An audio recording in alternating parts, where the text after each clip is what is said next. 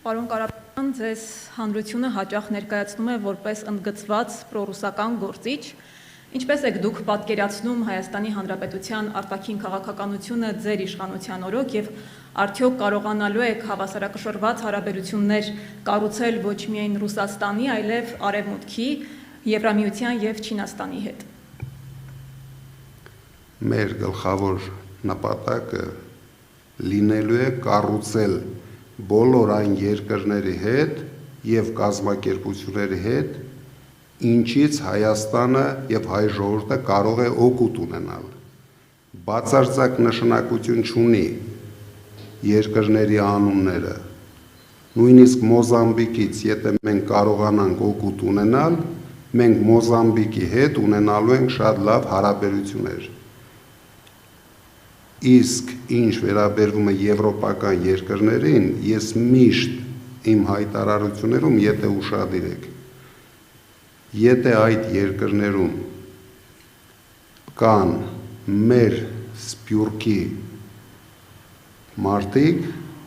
մենք նույնիսկ պարտավոր ենք ամեն ինչ անել, ունենալ այդ երկրների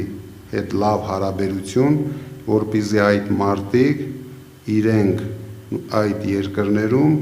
ապրեն բարեկեցության մեջ, որովհետև ես 30 ավել տարի ապրել եմ Սփյուռքում եւ միշտ զգացել եմ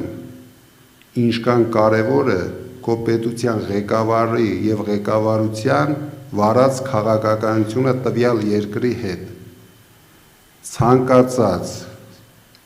սխալ պահելաձև պետության ղեկավարի կողմից դա անդրադառնում է Սփյուռքի վրա շատ թանկ, ինչը որ հիմա մենք տեսնում ենք,